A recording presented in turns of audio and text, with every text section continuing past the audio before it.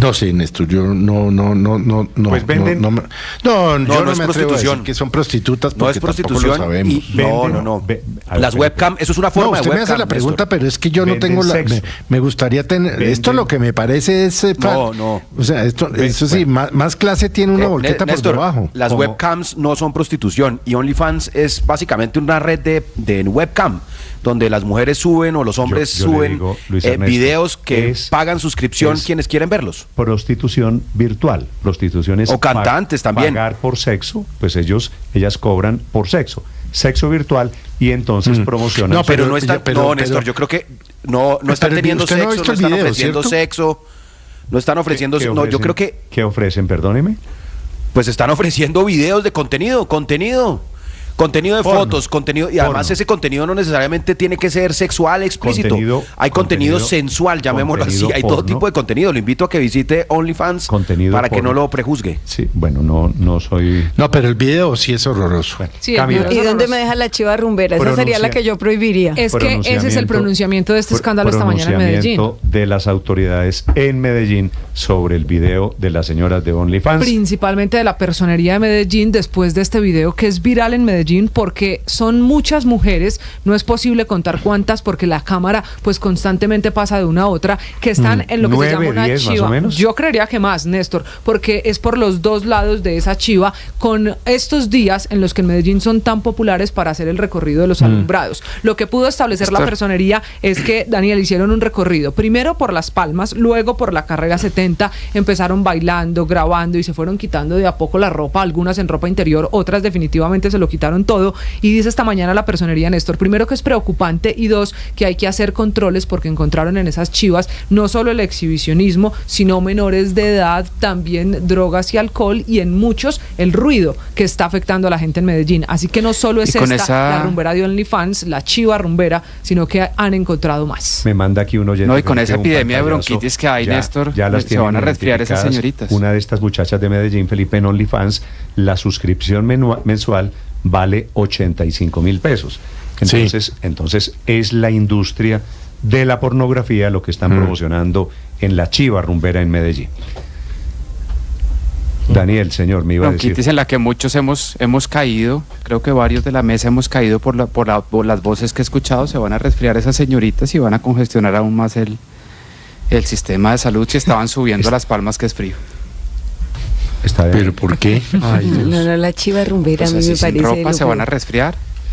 Sí. Pero si va en contra de las buenas costumbres, de todos esos Y valores. de la norma, que padre, yo la sí Secretaría creo, de Movilidad a mí no de me parece, Medellín. mire, yo padre. no soy morronco, pero exhibicionismo en espacios públicos no está bien, imagínate. Pero los es que niños, más que no las está buenas bien. costumbres, lo que pasa es que el tema, es decir, más que las buenas costumbres, que cada cual tiene el concepto de buena o mala costumbre, eso es lo que es el ramplón. No, Felipe, pero hay algunos Un poquito, consensos un en poquito. términos de sociedad, hay algunos consensos, hay cosas que no se pueden hacer Y hay, que están normas reglamentadas. que se están Es decir, violando, el código padre, de en esta policía, época- pero además del código de policía, El código Felipe, del menor. el código y el código de tránsito, porque ya también la Secretaría de Movilidad, No, Néstor, de acuerdo, empezó padre. operativos Sí, contra yo esas no le chivas. tengo miedo a la desnudez humana, Padre, pero a mí me no parece tienen- que no tienen padre, por qué no Y- tienen- invadir. pero iban, por ejemplo, No María tiene. Camila, iban con música a todo volumen. Claro. Claro, con música a todo volumen. Es que yo vi el parando en video, zona pero no lo residencial. no lo pude oír, pues Mire, por lo que Felipe, estamos al aire. Mire cómo dice No. el padre Linero, yo no soy morrongo. No, no lo soy. No, porque hay que aclarar. No, padre, es que hay códigos en Colombia. Claro. Y esto viola unos códigos. Eso es lo que estoy diciendo. Códigos no- y normas. Eso no es un tema íntimo, Eso no es sí. un tema No, personal. por eso digo, es no un tema. No es el desnudo en sí Le mismo. estoy pidiendo, padre, que no tiene que aclarar. Ah, ok. Que usted Yo creí que me no es iba. morrongo. No, tranquilo. No, es que hacer la rumba con unas señoras en pelotas en una chiva es una violación de códigos Si la hacen cívicos. en una casa, ellos que hagan lo que quieran, no hay ningún Y problema. tampoco lo que quieran, padre, porque Bueno, el ruido también está de controlado acuerdo. incluso en una casa. Hay una ley antirruido en estos Claro. días. Y el espacio público. 8 de la También. mañana, 5 minutos en Mañanas Blue.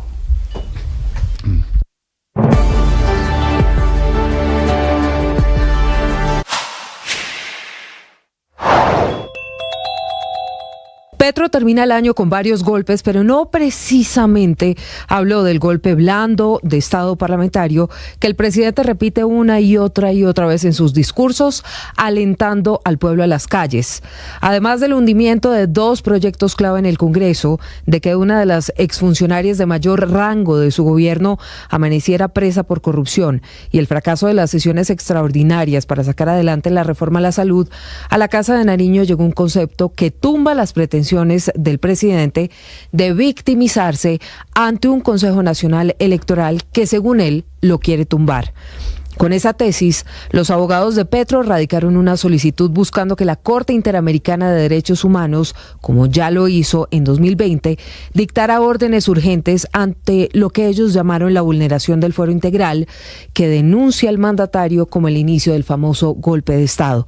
También criticaron la decisión de la Sala de Consulta del Consejo de Estado, que dio vía libre al Consejo Nacional Electoral para investigar las presuntas irregularidades en la campaña Petro Presidente 2022.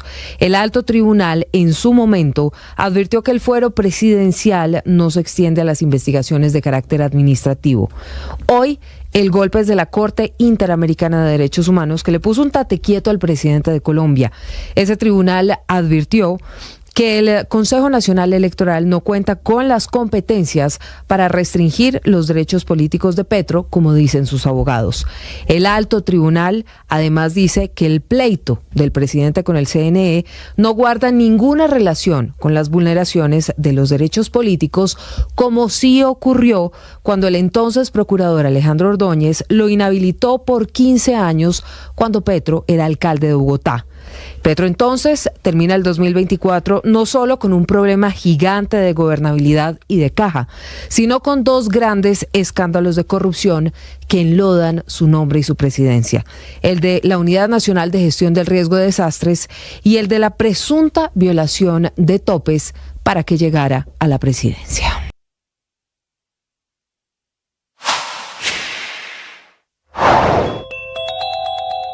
Una decisión de la Corte Interamericana de Derechos Humanos a la solicitud del presidente Petro, radicada en octubre de este año, contra la investigación. Esta es la teoría del presidente Petro, de que hay un golpe en su contra, de que el Consejo Electoral no tiene competencia, que lo investiga por la financiación de la campaña. Dice la Corte Interamericana que ya lo salvó, recuerden una vez cuando era alcalde de Bogotá, que no es cierto el golpe, la historia del golpe blando que denuncia el presidente Petro, rechaza la solicitud de medidas con el argumento de que la investigación contra el presidente Petro ni está relacionada, ni vulnera los derechos políticos, ni viola sus derechos, como sí ocurrió en la época de Alejandro Ordóñez, que lo sacó de la alcaldía de Bogotá.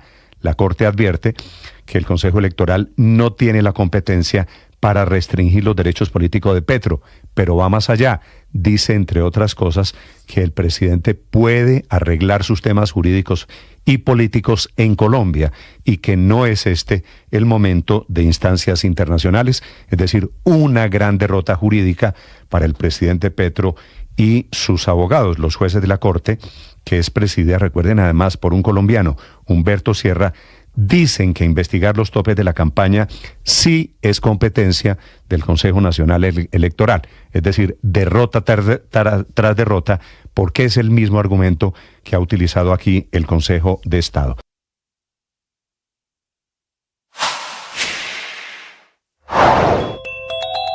Fin a los subsidios para comprar vivienda en el país. Directriz del Gobierno Nacional que, a través de una circular del Ministerio de Vivienda y del Fondo Nacional de Vivienda, anunció el final del programa Mi Casa Ya, programa que nació en 2015, hace casi unos 10 8 de la mañana, 9 minutos. Mucha atención, hay un pronunciamiento muy importante del Comité Autónomo de la Regla Fiscal y por las cifras que nos está entregando es altísimo el riesgo de que Colombia incumpla con la regla fiscal por el descuadre que hay entre los ingresos y los gastos de la nación.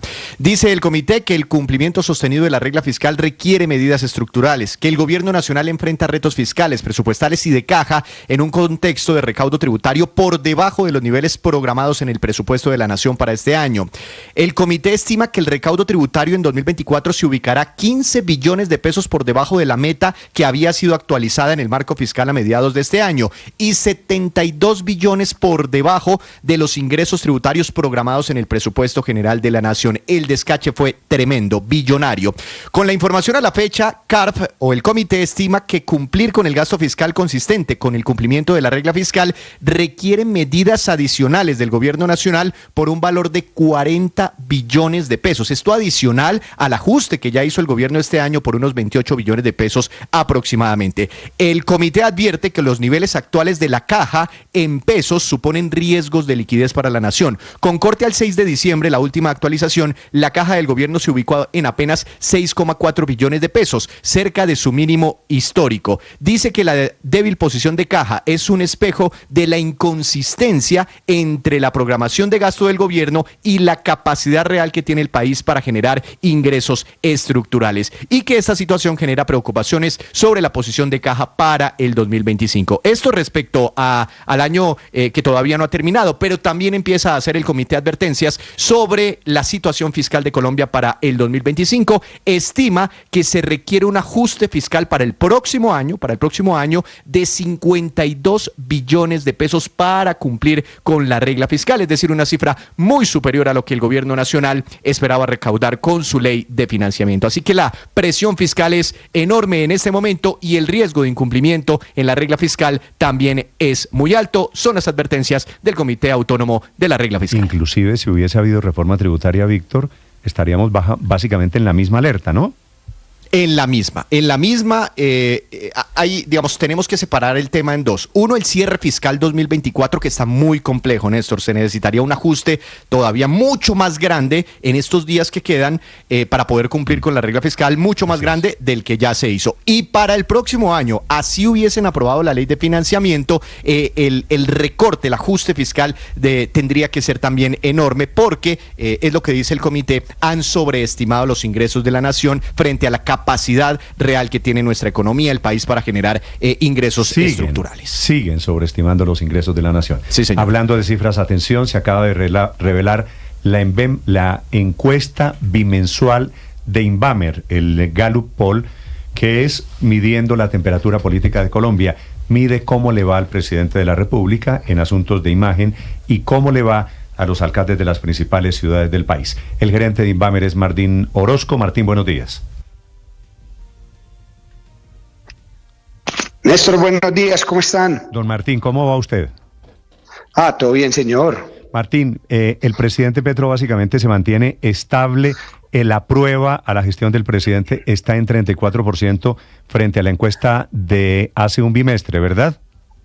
Sí, señor, 34%, teniendo en cuenta lo que siempre hemos aclarado, que esta encuesta del Inbamer Poll es ciudades principales, son 6 ciudades principales, diferente al Colombia Opina, que hicimos en noviembre para Caracol, que es total nacional. Sí. Aquí tal vez hay una consideración que es la de los alcaldes, que es donde me parece que hay algún desgaste de los alcaldes. Baja la imagen de Alejandro Char, el alcalde de Barranquilla, baja Dumec Turbay, el alcalde de Cartagena, baja Jaime Andrés Beltrán, el alcalde de Bucaramanga, baja Alejandro Eder, después de la COP, el alcalde de Cali. Todos bajan, baja Carlos Fernando Galán, el alcalde de Bogotá, todos ligeramente. El único que sube es Federico Gutiérrez, que estaba en 70, sube a 77%. ¿Cómo les va a los alcaldes el Inbamer Poll, Martín? Sí, señor. Pues yo básicamente lo que analizo según los números es que Federico Gutiérrez y Alejandro Char siguen siendo los alcaldes más aprobados, porque la caída de Char es leve. Se mantienen en primer lugar Federico Gutiérrez con 77, en segundo lugar Char con 75, y los demás alcaldes, como usted bien lo dijo, sí caen. Digamos que sí puede haber un desgaste, hay un desgaste, pues lo de Bucaramanga es evidente.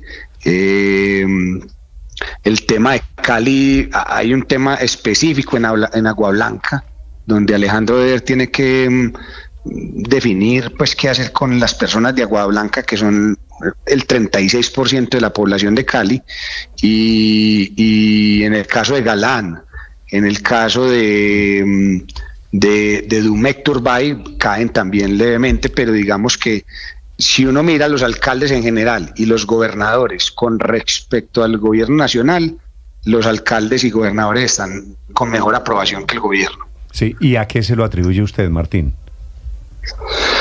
Se lo atribuyo a que el gobierno en general está, así mantenga el 34% de aprobación.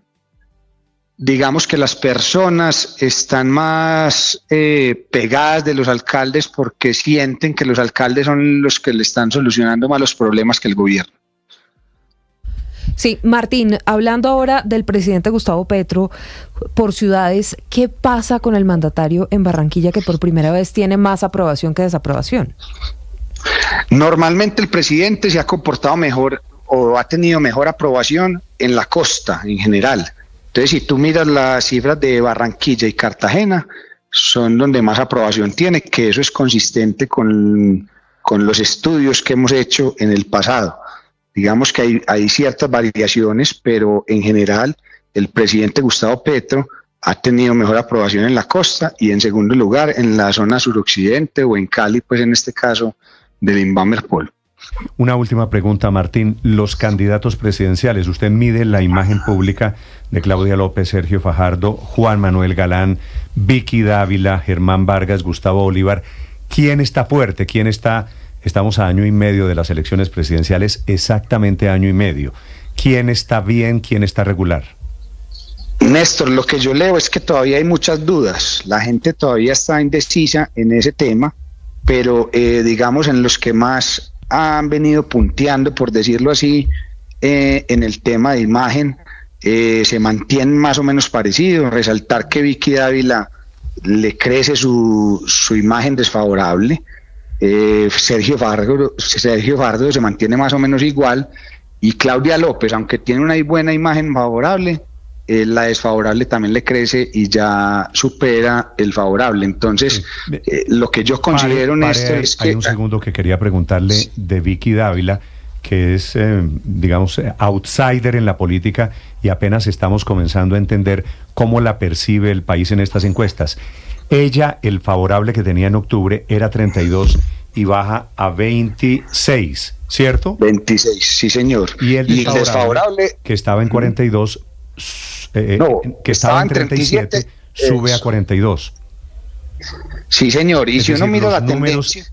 Estos son los primeros números que usted mide porque hace 2 meses era todavía directora de la revista Semana. ¿Quiere decir, el aterrizaje para ella no es el mejor? No es el mejor. Y porque no la conoce el 25% de la gente. Su favorable le pasa de 32 a 26 y su desfavorable pasa de 37 a 42. Es decir, hay un 8% de personas que dicen que no saben o no opinan. ¿Qué significa eso, Néstor? Que su desfavorable es mucho más alto que el favorable. Es decir, si tiene 26, que es lo que siempre hemos dicho, es el techo de intención de voto de un candidato, su favorable, porque nadie que opine desfavorable de una persona va a querer votar por esa persona. Entonces, decir que su techo está en 26%, que es la imagen favorable que tiene hoy. Sí, Martín, ¿qué pasa con Sergio Fajardo y con Germán Vargas Lleras, que ha empezado a hacer una serie de correrías por el país? Sergio Fajardo lo conoce casi el 70% de la población. Tiene un 35 favorable, un 26 desfavorable. Es el que tiene la imagen favorable más alta en este momento, después de Claudia López. Uh-huh. Aclarando que Claudia López, aunque tiene un 36% de favorable, que es un punto más que Sergio Fajardo, tiene una imagen desfavorable más alta que Sergio Fajardo. Entonces, digamos que el tema de Sergio Fajardo, y voy a meter ahí pues como en el mismo tema a Juan Manuel Galán y a Humberto de la Calle, siguen siendo como las personas que tienen una mejor mezcla entre favorable y desfavorable, y yo atribuyo eso a que son los que menos polarizan hoy en día. ¿Usted cree que Vargas Lleras, estando estable en el favorable y en el desfavorable, es una buena noticia ahora que se porta cada vez más como candidato presidencial? Néstor, una buena noticia para para el que quiera a Vargas Lleras de candidato, pero digamos que sí es muy notorio que esa estabilidad le pueda llegar a dar alguna posibilidad, porque un 22% de favorable, comparado, como habíamos dicho ahorita, con Vicky Dávila, que tiene el 26%, digamos que está en el... Teniendo en cuenta las trayectorias, ¿es lo que usted me quiere decir? Sí, está en el juego. Algo podría llegar a pasar ahí. Ok. Estas son las candidaturas. Este es el termómetro político de Colombia a año y medio de las elecciones presidenciales. Néstor, ¿sabe qué nos falta? ¿Nos falta? De la izquierda aparece María José Pizarro, aparece Gustavo Bolívar. ¿A quién le va mejor? Que son los candidatos, digamos, que empiezan a sonar para suceder al presidente Gustavo Petro. El más conocido en la izquierda es Gustavo Bolívar. Lo conoce casi más o menos el 60% de las personas. Tiene un 22 favorable, un 31 desfavorable. Pero Gustavo Bolívar, sin duda, es quien recoge más en este momento. Así tenga un desfavorable muy alto, digamos, ese sector de izquierda.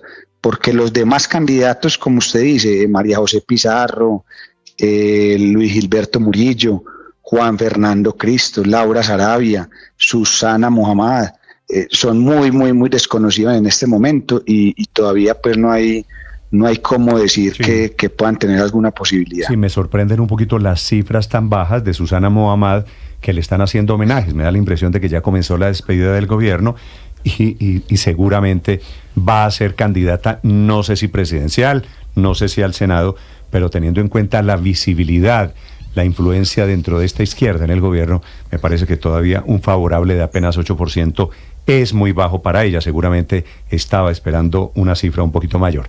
Martínez, un gusto saludarlo. Gracias por acompañarnos. Muchas gracias, Néstor. Feliz Navidad para todos y que estén muy bien. Gracias. Y a propósito, en segundos, la izquierda unida anuncia que va en coalición, va en el pacto histórico para las elecciones del 2026. Estás escuchando Blue Radio.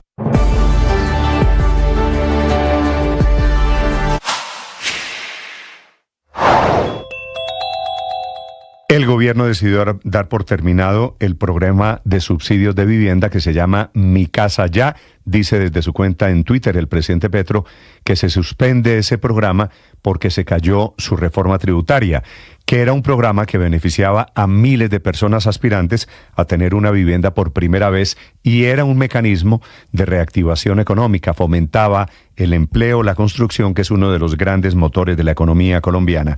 El Ministerio de Vivienda decidió lacónicamente cerrar la plataforma para registrar programa en el esquema de preasignación de subsidios para vivienda, estas de interés prioritario, creando una tormenta y, por supuesto, agravando la situación para el sector de la construcción. Hablando sobre ello, del Centro Democrático, el senador Miguel Uribe. Gustavo Petro, a través de Fonvivienda, acaba de terminar la cobertura para el 2025 del subsidio a la tasa de interés en la compra de vivienda, que especialmente está destinado a la vivienda de interés social e interés prioritario. Esto destruye por completo el sueño de las familias, especialmente de bajos ingresos y de ingresos medios, para tener vivienda propia. Mi Casa Ya ha sido una de las Rápidamente, el gobierno de Bogotá decide mantener, lo hará unitariamente con plata de Bogotá, el programa de subsidios para Mi Casa Ya, viviendas VIP y vivienda de interés prioritario. Lo anuncia la secretaria de Hábitat, Vanessa Velasco. Luego del anuncio del Ministerio de Vivienda de suspender las postulaciones del subsidio nacional Mi Casa Ya del Gobierno Nacional, la Secretaría Distrital del Hábitat ve la necesidad de aclarar a la opinión pública y a los bogotanos que, primero, el plan de vivienda Mi Casa en Bogotá de la administración del alcalde Carlos Fernando Galán es completamente independiente a la nación. En este plan, que es distrital y que es de Bogotá, siguen activos todos los programas. Es decir, no hay programa de subsidios Mi Casa Ya a nivel nacional.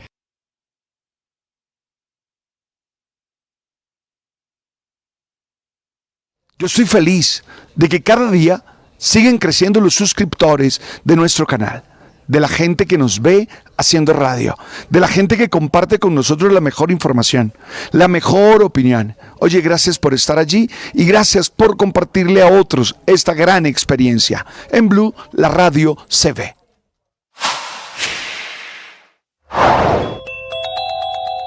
Es un día.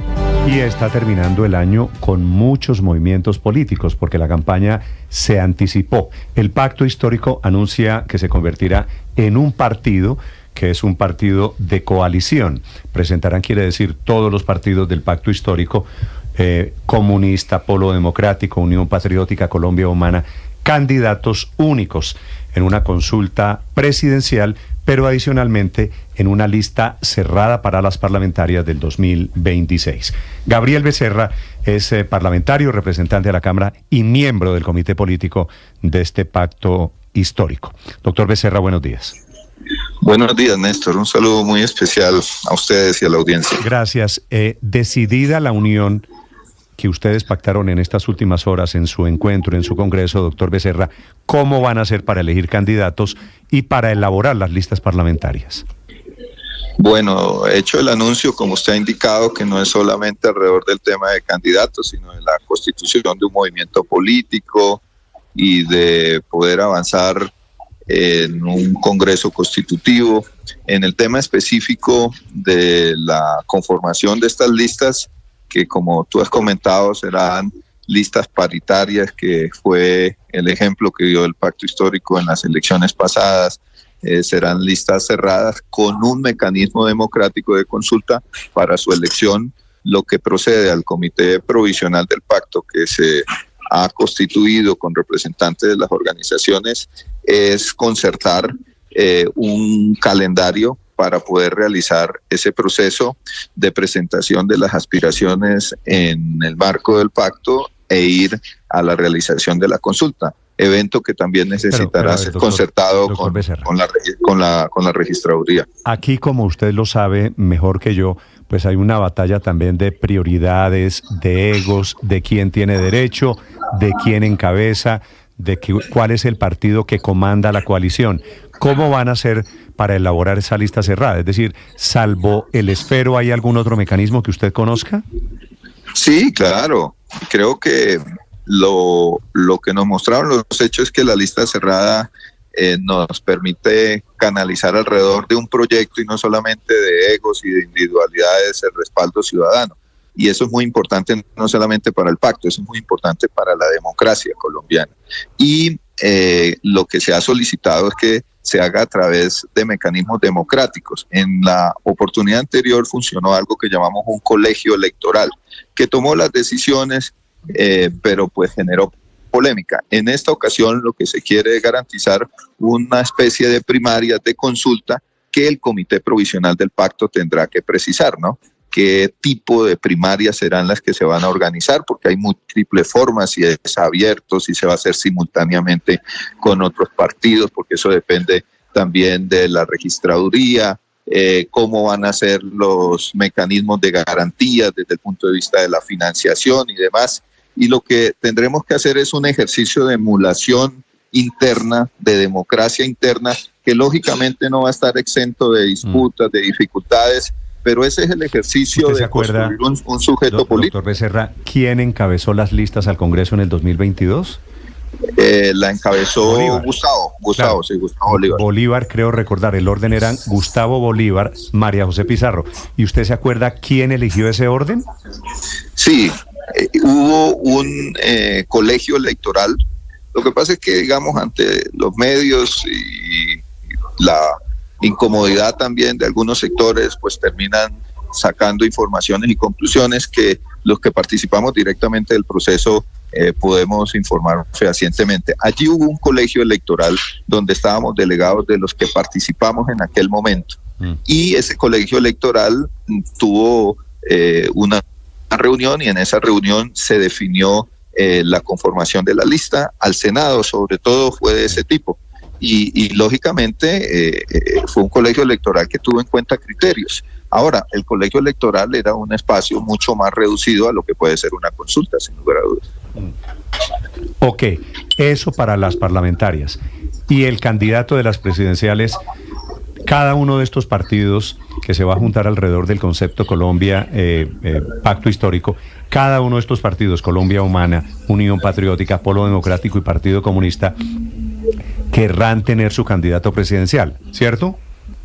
Sí, pero además hay que decir que lo que nosotros hicimos esta semana fue un anuncio donde sobre todo las organizaciones que tenemos personería jurídica tomamos, en el caso nuestro de la Unión Patriótica, por ejemplo, después de un congreso, una decisión que implica políticamente mucho, y es que colocar el centro de la unidad puede conllevar, y en estos momentos conlleva, a ceder una personería jurídica para integrarnos en una nueva. Eso tiene implicaciones internas y externas, y entonces somos los 5 partidos. Usted es Unión o los Patriótica, 4. usted en particular, ¿no?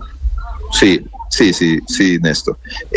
Entonces hemos anunciado eso, pero lo que quiero llamar la extinción de estos partidos para el nacimiento de un pacto histórico unificado, si le estoy entendiendo bien. Partidos que pelearon por conseguir esa personería jurídica, Néstor, se la lucharon, se la guerra, y eso implica renunciar y entregarla para poder fusionarse. Sí. Pero muy importante que hayan colocado el tema, porque parte de las decisiones políticas que tomamos, teniendo en cuenta experiencias de América Latina, es que este no va a ser un partido que va a acabar la diversidad del pacto. Por el contrario, vamos a mantener un partido que en su estructura va a garantizar corrientes internas, como lo es el Frente Amplio del Uruguay o como se hace en el PT de Brasil. O sea, nosotros como Unión Patriótica no vamos a desaparecer como agrupación política. Estamos dispuestos a ceder el tema de la personería jurídica para una nueva personería jurídica, pero nuestra identidad no va a desaparecer, porque lo que para nosotros es importante es garantizar en la pluralidad la unidad. Y esa es una forma que permite la Constitución y la ley.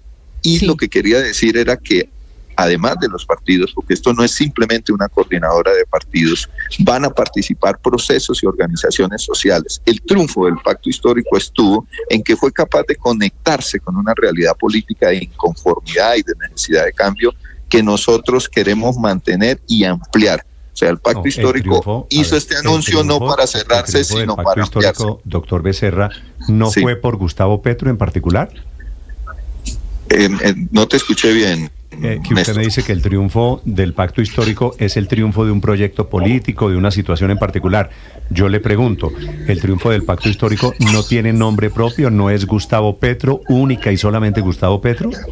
No, yo no creo, Néstor, porque la izquierda en su historia y el progresismo ha tenido gente de calidades muy buenas, como el compañero presidente Petro, Carlos Gaviria, Gerardo Molina. O sea, ha habido figuras de la izquierda muy cualificadas y muy representativas, pero acá lo que hubo fue un momento que coincidió, por un lado, la crisis política de las derechas y de los sectores tradicionales, un ascenso de la lucha social y una madurez en los sectores políticos para ponernos de acuerdo. Yo no tengo discusión del liderazgo del presidente Petro y de Francia Márquez y el peso que tuvieron, pero yo creo que no hay que desconocer que en este país ha habido una tradición de luchas, de resistencias sociales, políticas, culturales, intelectuales, que coincidimos. No, de acuerdo, pero digo, teniendo en cuenta que Petro es un monstruo político con quien uno puede discrepar, como usted lo sabe, pero hay que reconocer una gran habilidad, es un gran político en Colombia y sabe hacer política. ¿Usted ve en este pacto histórico que están haciendo unificado un heredero de Gustavo Petro? Si nosotros queremos ofrecerle a la sociedad un proyecto consistente, ese proyecto no puede depender de una persona. Así como yo comparto con usted, hoy tengamos a un hombre y a una mujer de las calidades de Petro y de Francia. Yo creo que el desafío que tenemos ahorita es buscar otro liderazgo. El uribismo, y el uribismo era Uribe, como la izquierda es solamente en Colombia Gustavo Petro.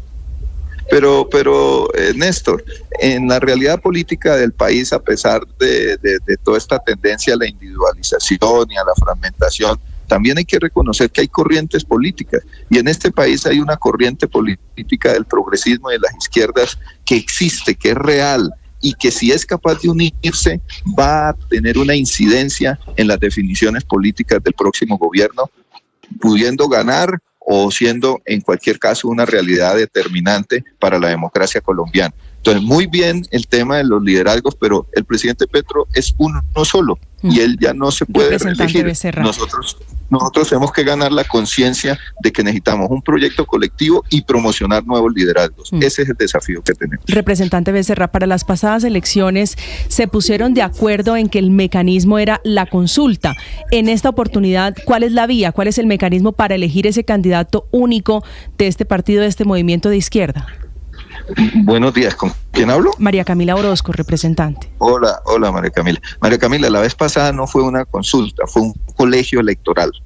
Un colegio electoral que componíamos los partidos del momento más la sectores presidencial le ganó. La presidencial le ganó a Petro a Francia Márquez.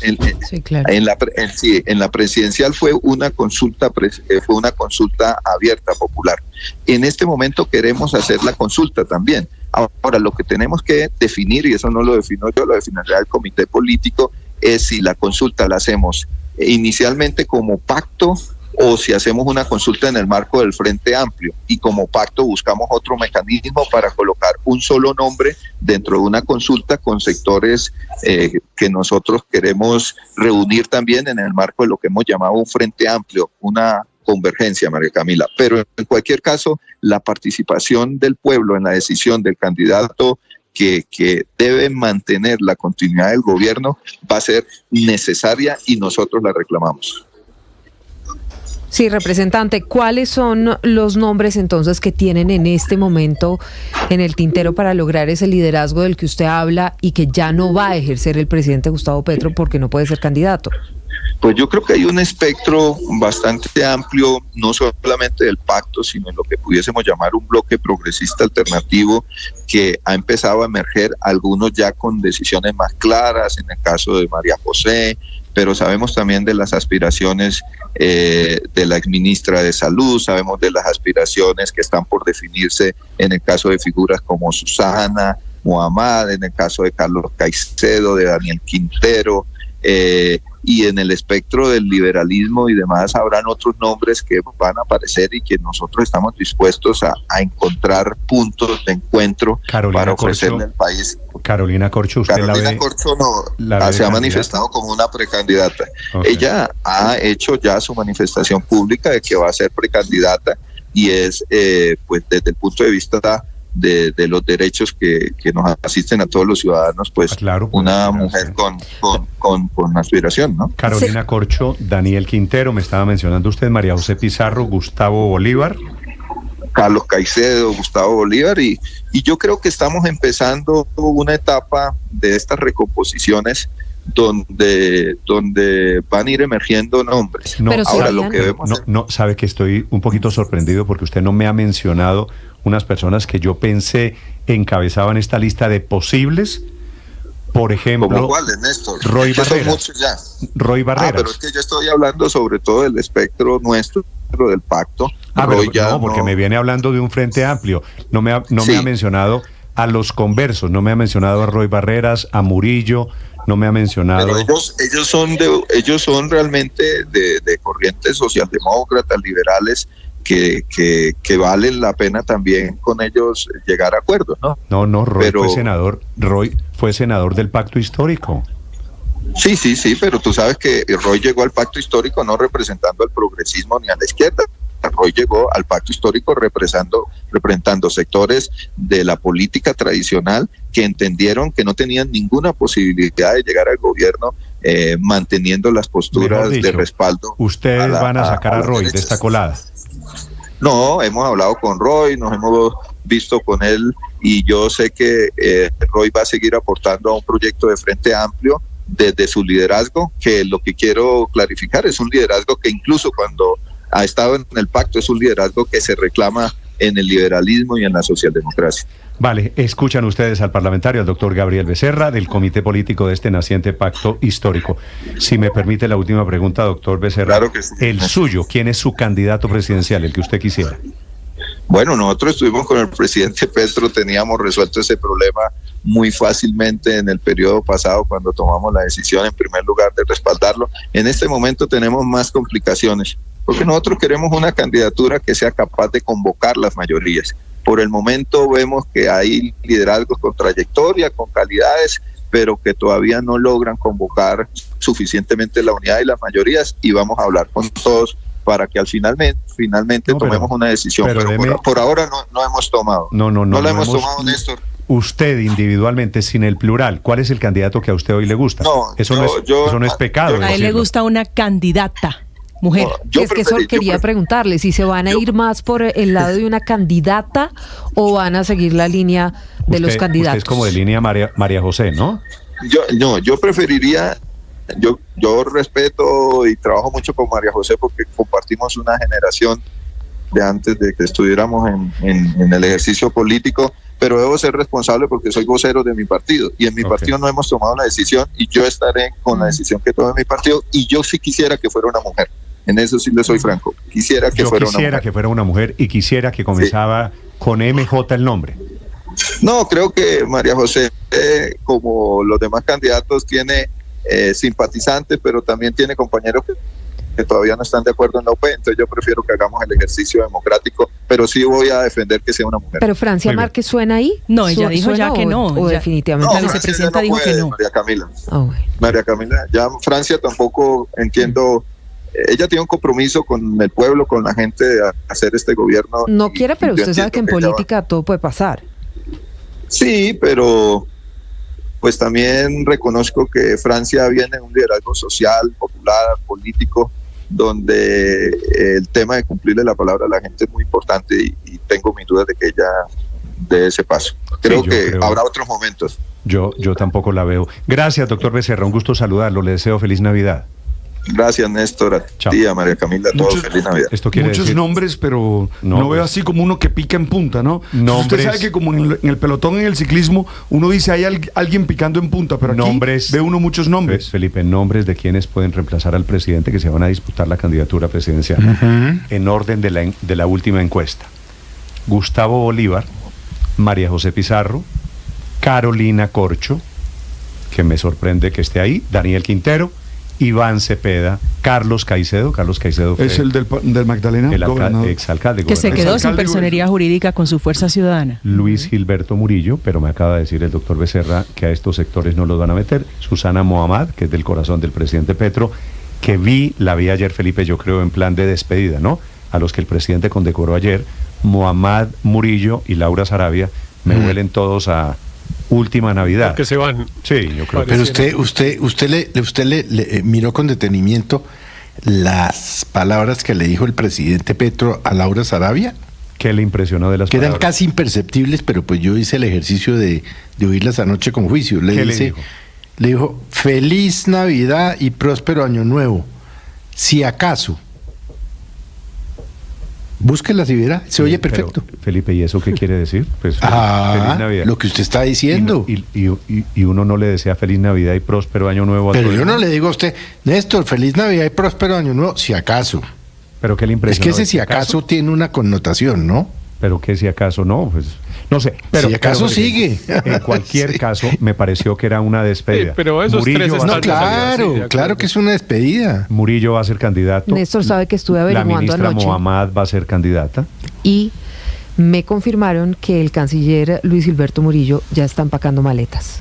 Claro que está empacando. Las está empacando. Es que ayer dijo que el compromiso con su familia era por 2 años y lleva 3. Lo que no. Pero es que ya empezó a tomar distancia el presidente, ya está echándole vainitas. Lo que no sé es, a ver, Felipe, la doctora Susana Mohamed va a ser candidata a la presidencia o al Senado o a la alcaldía de Bogotá.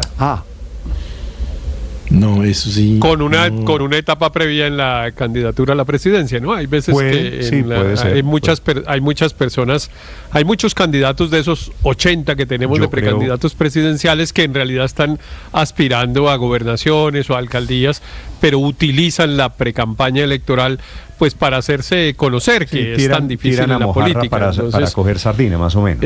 Sí, entonces ahí puede ser que la doctora Mohamed esté en eso, aunque a mí ella me parece que hace menos cálculos políticos que eso, y me parece que ahí está parte de su gracia, que en realidad yo creo que es una persona seria que tendría además los méritos para poder reclamar la legitimidad de la vocería de ese movimiento del pacto histórico. Y yo creo que al presidente Petro le gustaría. Pero es que es tan difícil en la política, Héctor, cuando no hay un líder muy visible. ¿Quién va a ser el candidato de este pacto histórico que están haciendo como partido político?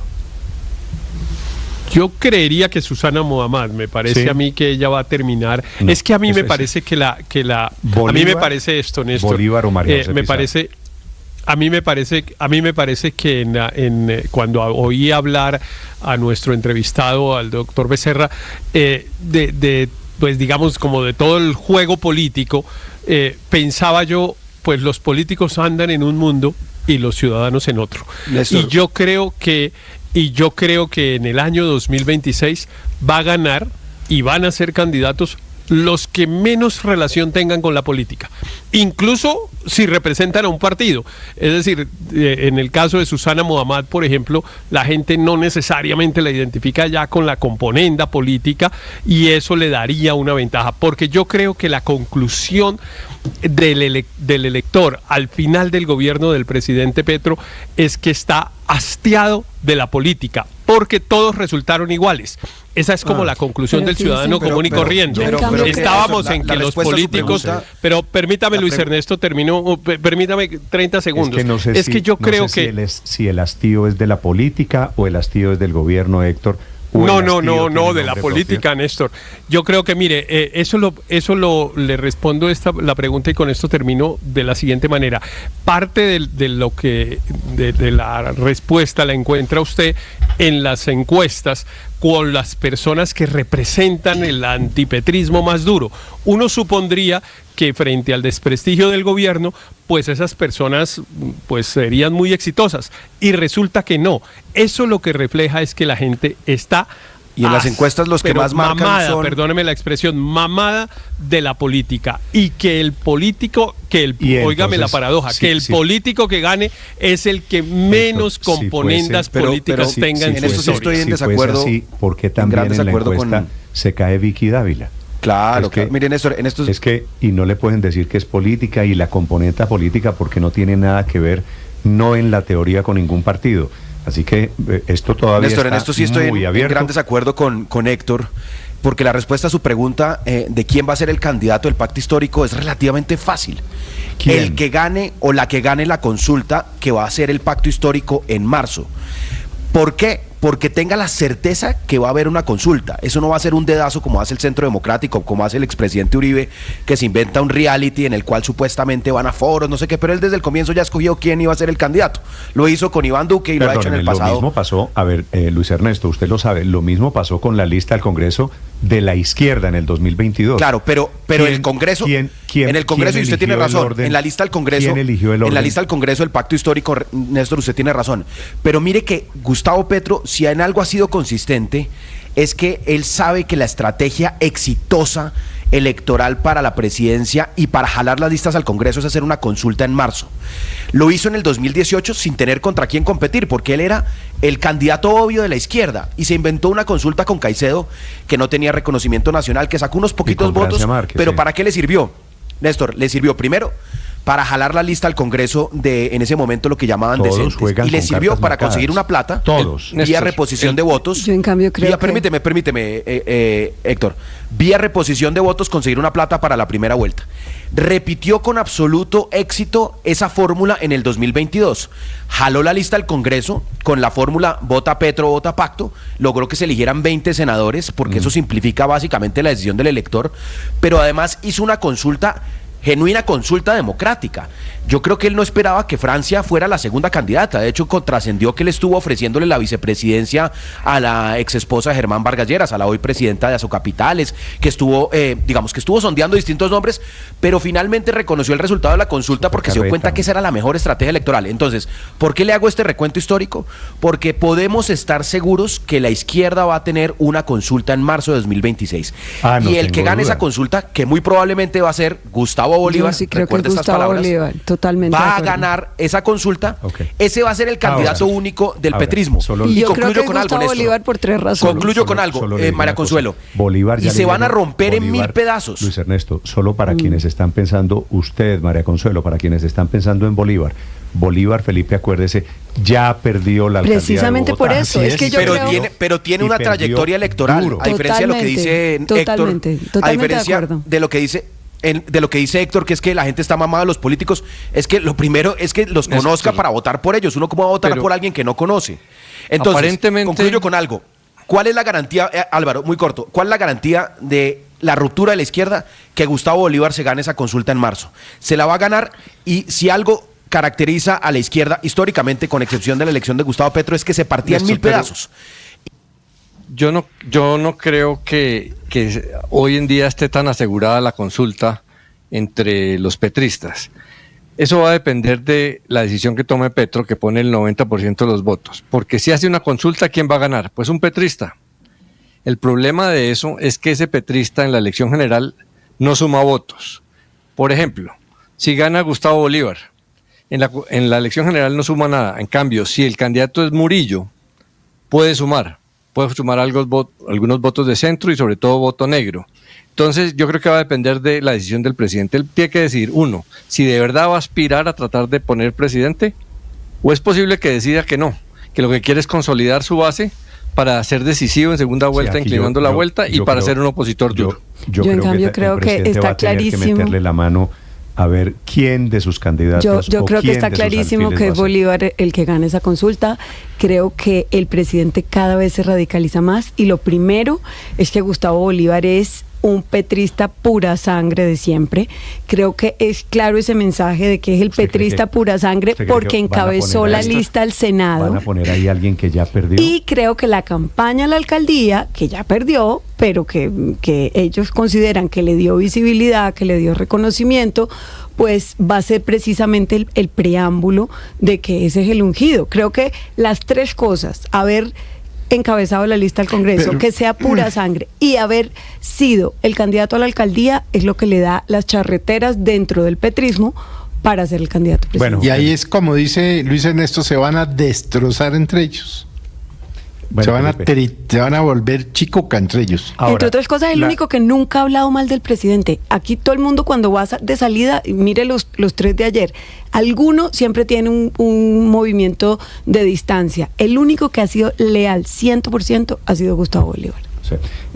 Felipe, le iba a decir lo de que se van a destrozar, que se van a volver chicuca. Esto comenzó la campaña política, no tenga ninguna duda. Pero es que Y la esto- campaña y esto política viene la adelantó muchas Petro. batallas sin importar cuál es la orilla, la izquierda y la derecha. Ojo que en la oposición, cuando hablemos de la oposición, poner un candidato de oposición de acuerdo con otro, Tampoco va a ser fácil. Va a ser muy También va a ser una eso no va a ser chichonera. fácil. De pronto, Néstor, estos datos también pueden dar algunas luces sobre quién Néstor, podría mire. ser el candidato del presidente Gustavo Petro. Mire, de acuerdo con la encuesta, a Gustavo Bolívar no lo conoce el 39% de los encuestados. A María José Pizarro no la conocen el 61%. Al canciller Luis Gilberto Murillo no lo conocen el 79% Esa de los consulta se la encuestados. gana Bolívar, y a los números Susana lo dicen. Muhammad no la conocen el 82%. Por eso, esa de consulta los se la gana encuestados. Bolívar. Según es que eso, parecería la Bolívar. base de cualquier elección es el reconocimiento. ¿Quién va a votar por alguien cuyo nombre ni siquiera se sabe, ni sabe cómo, ni quién es? Entonces, Gustavo Bolívar, que puede ser el más radical del petrismo y el peor candidato para una primera vuelta, es el que hoy tiene mayores posibilidades de Ahora, ganarse esa consulta abierta. Si llega Y lo a van a ser dejar. Bolívar, Luis Ernesto, hágase, Felipe, la siguiente pregunta. ¿El petrismo es posible, Petro es posible que endose los votos a Gustavo Bolívar? Petro fue alcalde de Bogotá y no le pudo endosar los votos a Gustavo Bolívar. No sé si a Si nivel es que nacional. si es que le quedan votos, ¿no? Si es, no, Felipe, no tengan ninguna Pero es que el duda. pacto histórico no 30%, puede Felipe. desligarse del mal gobierno. Felipe, el presidente Va a cargar Petro- con Pero ese el presidente fardo. tiene el 30% siempre, Felipe. Ahí está en las encuestas. El teflón, y no baja de ahí. El teflón del presidente Petro es comparable solamente a otro teflón en Colombia. Y El el del Uribe. presidente Petro está sólido. El presidente tiene una tercera parte o una cuarta parte, en el peor de los casos de este país, Felipe. Así que no se equivoque. Pero los votos de Petro son de Petro. los votos de Petro no son para el heredero, los votos de Petro no son para Bolívar. Y ese será el reto del candidato de la izquierda. Pero además, Néstor, no puede caber duda que el pacto histórico, ese partido que está naciendo de esa mixtura de otros partidos, es hoy la organización política más grande que hay en Colombia y con mayor base social. No hay ningún otro partido que se le acerque, pero es una ni a kilómetros. De acuerdo. Ni a kilómetros. Y con gobierno. Y tiene aceite. Y tiene además una base social fuerte, tiene sindicatos como tenía el Partido Liberal hace 100 años, tiene organizaciones de grupos étnicos, tiene organizaciones feministas, tiene organizaciones de ambientalistas. No hay ningún partido político. El siguiente partido político seguramente es el Partido Liberal, que tiene una estructura política muy sólida, pero desafortunadamente sin base social, sin organizaciones sociales. Y el siguiente es el Centro Democrático, que no tiene estructura ni organización, sino un líder con alto reconocimiento. Esos son los tres partidos políticos importantes en Colombia, y ninguno define quién es el próximo presidente. La organización ninguno. política. El próximo presidente es el que esté menos asociado a las organizaciones políticas. Esa es una teoría todavía por comprobar. 8 de la mañana, 55 minutos. Los acompañamos desde Blue Radio en segundos. Hay alerta esta mañana de los constructores sobre la última decisión del gobierno Petro. Dicen que se va a caer la industria de la construcción. Les advertimos en segundos las alertas. Caído el programa Mi Casa Ya, decisión tomada por el presidente de la República. Estás escuchando Blue Radio.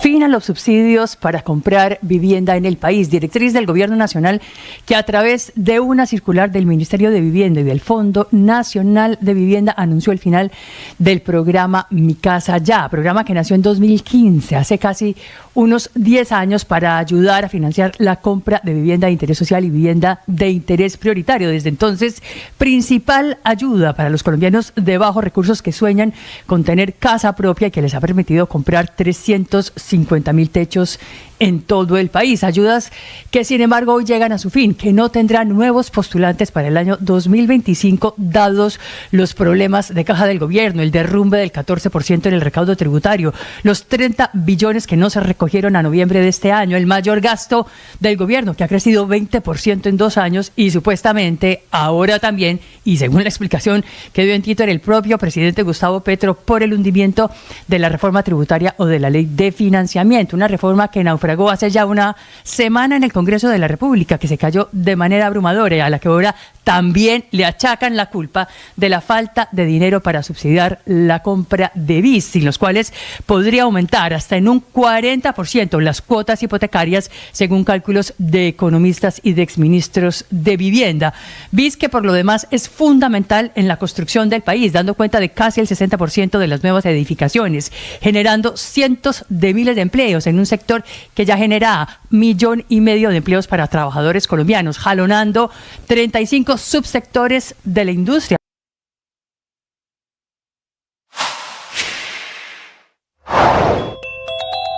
Atención, hay un incendio en la torre de control del aeropuerto El Dorado.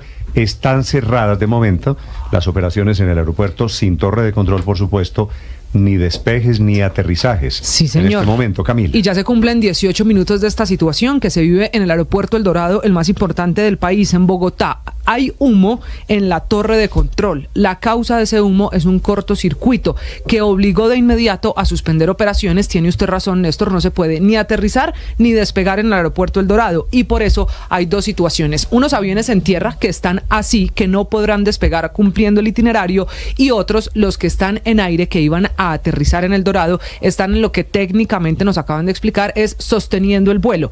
Vamos a ver en el canal de YouTube algunos aviones que están dando vueltas por esta zona de Cundinamarca. Por ejemplo, mire, ese es el recorrido de un avión Bucaramanga, Bogotá, y el radar muestra las vueltas que está dando. O que es Barranquilla, Bogotá. Esas vueltas las están dando 8:58 minutos. Atención, se está revelando esta mañana la cifra del crecimiento del PIB de la economía norteamericana en el tercer trimestre de este año. Una cifra, Víctor, un poquito por encima de lo esperado.